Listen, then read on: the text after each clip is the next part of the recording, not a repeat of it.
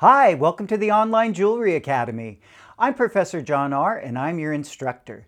In this video, I'm going to show you how to set a stone using a hammer and a nail. I know that sounds crazy, but it works. And sometimes you need the extra force of a hammer to set a stone. Now, if you look right here, this is a bezel that I cast onto a ring. The piece was cast separately from the ring and then soldered on. But because it's a casting, there are two things that come into play here. One is I had to make a thicker bezel from wax. And number two, anytime you cast in silver, the whole thing is sterling silver. Sterling silver is harder than fine silver, which is what you would normally use for a bezel. So I'm going to need a little extra muscle in order to set this stone. So let me show you the tools that I'm going to use. First, of course, I always am going to need some magnification and safety, but I'm going to use a polishing cloth to clean up my work periodically.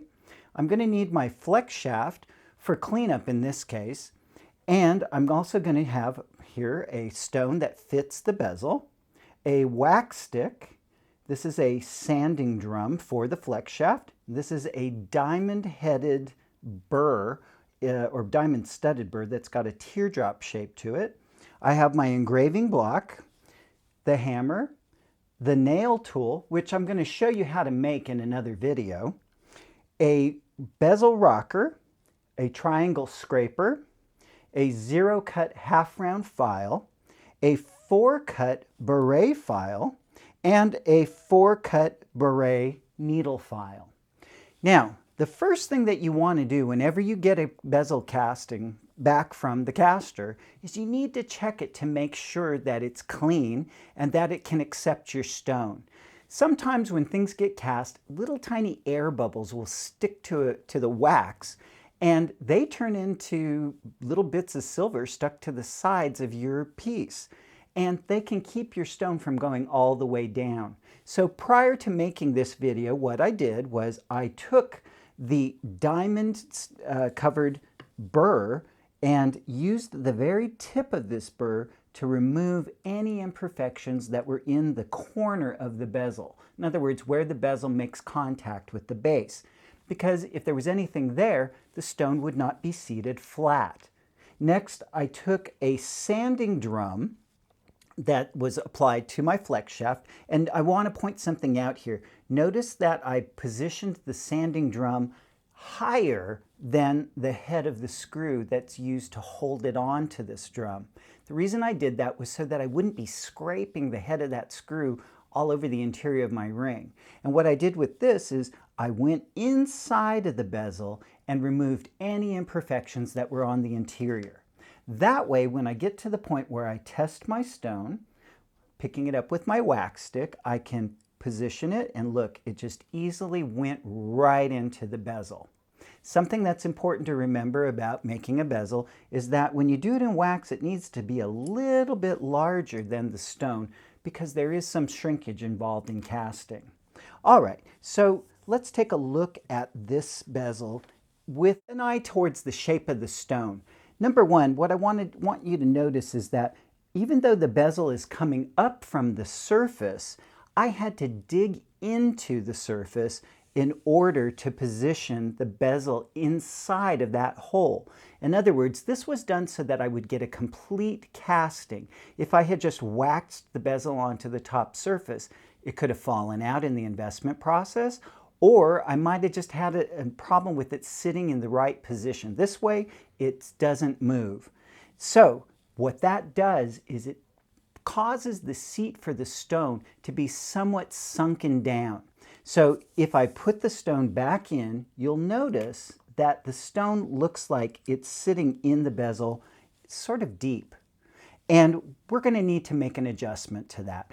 Whenever you set a stone, the goal is not to surround and smother the stone with metal, but just to hold it with just enough metal so that it's secure and looks beautiful, because we want to show the beauty of the stone. So we need to remove imperfections on the edge of the bezel, and we need to drop the bezel down. Now you do this with files. So let me take the stone back out again. And the file that I'm going to start with is the half round zero cut file. Now, if I place this over the setting, you can see how this file in any position doesn't entirely cover the whole bezel. So that means that I'm going to have an action where I move diagonally across the top surface in order to cover the whole surface. Likewise, I want to bring the bezel down evenly. So the way that I can do that is I will turn the piece every time after every swipe in order to make sure that I'm hitting it from all directions. That's what keeps the surface nice and even. Now, if you're a beginner, you could mark to a point where you want to drop to, but this process goes slow and you test the stone periodically, so it's okay. You could probably just eyeball it. All right, so let's get started. So I'm just going to hold the bezel or the engraving block, and I'll sweep the file across the piece. And you'll notice that as you do that, because this is such a coarse file, initially it wanted to stick. Now, as you move to a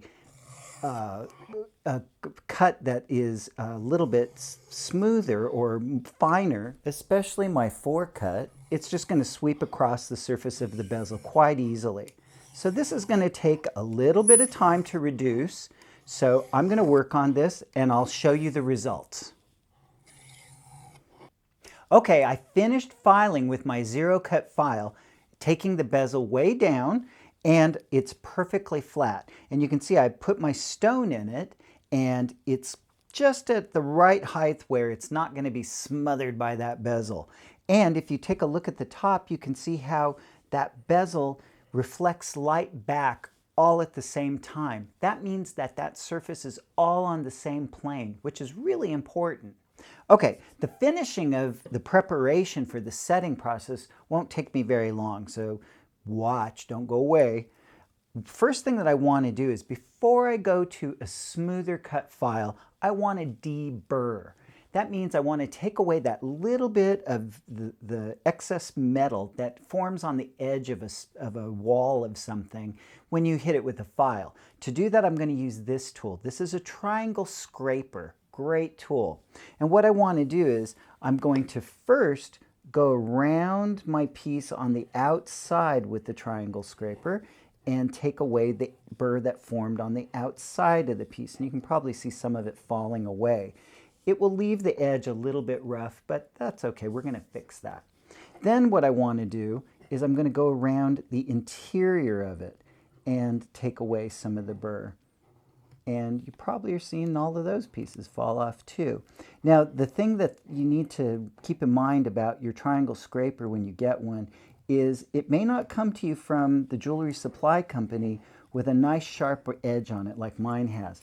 I had to actually use a honing stone in order to get those edges nice and sharp. Okay, so we've got all the burr deburred. Now I can take the Barrette file, and I'm basically going to just do the same thing, but this time I'm just trying to take away file marks.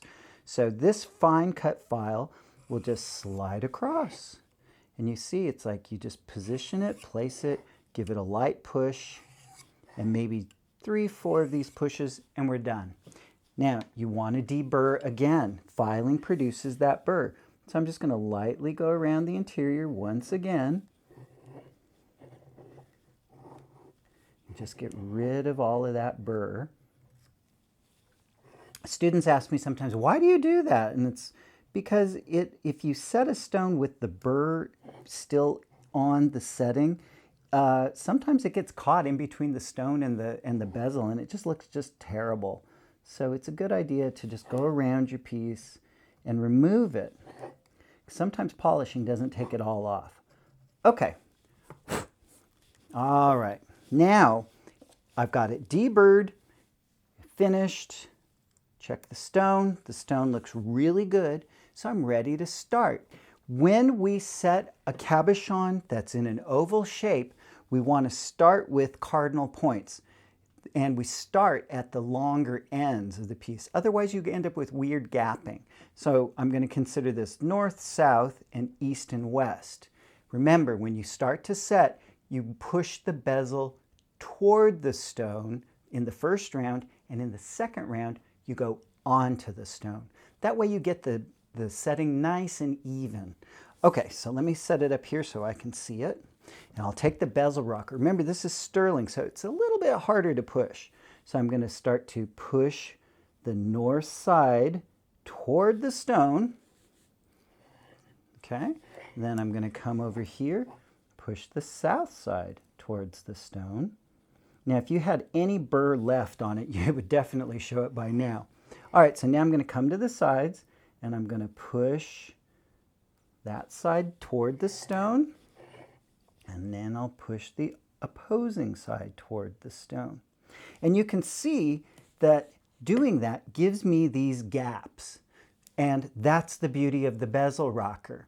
It will allow me to rock over the gaps and shut them down. So I'm going to rock this first gap, and then I'll continue with the other gaps.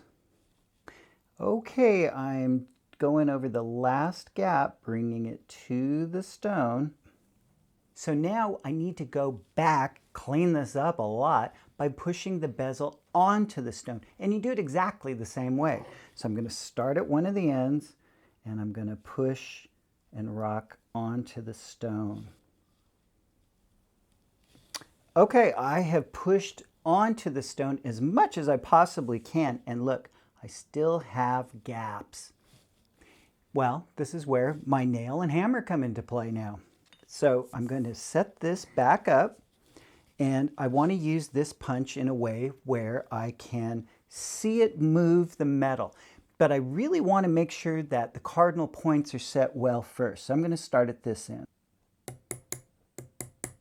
I want you to notice that I'm not hitting with a lot of pressure. I'm just tapping very lightly as I go around. And I'm making sure that I start with cardinal points, go back to the gaps, and I watch and look at what I'm doing very carefully to make sure that I'm not missing any spots. Now I'm going to work on this a little bit more, and I'll be back to show you the results.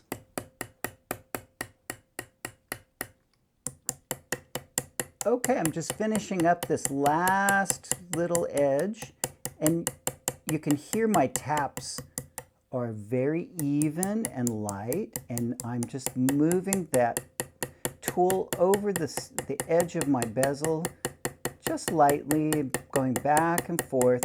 And you noticed I changed position. That's just so that I could see what I'm doing and make sure that I'm not leaving any weird gaps. Okay, so I'm done with the nail and the hammer, and you can see that's a chewed up mess around that stone, but I can make it look pretty, and so can you. And here's the secret: another file. Now, the Barrette file is great because if I use this as an example, if this is the side of my bezel and this is the flat area here, this file, I can put it right down to the very edge, and because there are no teeth on the edge, I'm not going to disturb this. I'm just going to file the bezel. So if I just place and lightly push around, I can avoid making some terrible file marks, and we'll just keep going around. And you can actually even kind of come up towards the top edge. And sometimes this is kind of a good point to consider whether you should make an interesting angle at the top of your piece. Otherwise, you can just do it nice and smooth. Now, if you see any other gaps, go back before you finish up and get them knocked down. After the filing's finished, I'm going to refine the top of the bezel using a silicone wheel. Now, the one that I'm going to start with is a little bit more aggressive. It will remove a lot of material, so it's going to remove all those various tool marks and file marks that are on the piece. Then, to perfect the shape, I'm going to switch to a softer silicone wheel of the same shape. That will help me to actually make sure that everything is nice and smooth and ready for the next step. Now in the next step, I need to take the ring out of the engraving block so I can access every nook and cranny and angle of the ring. I'm going to switch to a similar silicone wheel of the same texture that has a slightly different shape. This will allow me to access all angles of the ring, and this will allow me to finish up the piece to a point where I'm ready to take it to a final buff. Now the final buffing will give the ring a nice shine and make it ready to wear. Let me just wipe off some of the excess polishing compound. And we've successfully set this ring with a hammer and nail and given it a high polish, and it's ready to go to a client. I hope you liked this video. If you did, be sure and like it. And if you're not a subscriber yet, hit the button in the lower right-hand corner and you'll instantly become a subscriber. There are more interesting videos on our playlist at onlinejewelryacademy.com, and we regularly feature interesting things on Facebook, Instagram, and Twitter. And if you'd like to support the production of future OJA videos, you can do so by making a contribution through patreon.com. Thanks for watching.